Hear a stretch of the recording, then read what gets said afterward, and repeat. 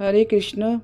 श्री भगवान उवाच अशोचयान अन्वशोचस्वत्वं प्रज्ञावादान् च भाससे गताशोनश्च नानुशोचन्ति पंडिताः। श्री भगवान बोले, हे अर्जुन, तुम पांडित्यपूर्ण बातें कर रहे हो, लेकिन जिनके लिए शोक कर रहे हो वे शोक के योग्य नहीं हैं। सच्चे ज्ञानी न तो जीवितों के लिए और न ही मृतकों के लिए शोक करते हैं। अब यहाँ से श्री कृष्ण अर्जुन के मित्र नहीं गुरु के रूप में सामने आते हैं। वे अर्जुन को डांटते हुए कहते हैं, तुम जो सोच रहे हो वैसा कोई बुद्धिमान व्यक्ति नहीं सोचता। तुम पंडित बनने का प्रयास कर रहे हो, लेकिन बात कर रहे हो देह की। अर्जुन, आत्मा अमर है और शरीर तो नश्वर है, उसके लिए चिंता कैसी? न त्वेवाहं जातु नाशं न त्वं नेमे जनाधिपाः न चैव न भविष्यामः सर्वे वयम अतः परम। न मैं कभी था, न तुम, न ये राजा, और न ही हम भविष्य में कभी नहीं होंगे। हम सदैव थे, सदैव हैं और सदैव ही रहेंगे। यहाँ भगवान श्री कृष्ण आत्मा की नित्यता बता रहे हैं और अपने अस्तित्व को भी। भगवद गीता का यही मूल है कि हम शरीर नहीं, आत्मा हैं। देहिनो अस्मिन् यथा देहे कौमारम यौवनम जरा तथा देहांतर प्राप्ति धीरस्तत्र न मोह्यते।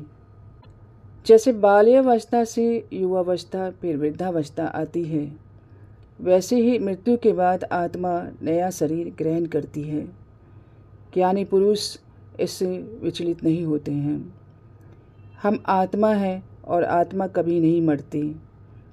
जो जन्म लिया है वह शरीर है, लेकिन आत्मा तो यात्रा पर है। मात्रा स्पर्शस्तु कौन्तेय शीतोष्ण सुख दुःखदाः आगमापायिनो नित्या तानतितिजिष्व भारत। हे अर्जुन, सुख और दुख तो ऋतु की तरह आते जाते हैं, इनसे विचलित मत हो। जो उन्हें समान रूप से सहन करता है वही मुक्ति के योग्य है। सच्चा पुरुष वही है जो सुख में उन्मत्त न हो और दुख में टूटे नहीं। जैसे आपकी माता कुंती, जिन्होंने कठिन जीवन जिया फिर भी धर्म का मार्ग नहीं छोड़ा। यम ही न व्यथयन्त्येते पुरुषम पुरुष ऋषभ शम दुख सुखम धीरम सौमितत्वाय कल्पते। सच्चा पुरुष वही है जो सुख में उन्मत्त न हो और दुख में टूटे नहीं। न सतो विद्यते भावो न भावो विद्यते सतः उभयोरपि दृष्टोऽन्तस् त्वनयो तत्वदर्शिभिः। असत जो नहीं है उसका कोई अस्तित्व नहीं है। सत जो शाश्वत है उसका कभी अभाव नहीं होता। यह निर्णय तत्वदर्शी ज्ञानी कर चुके हैं।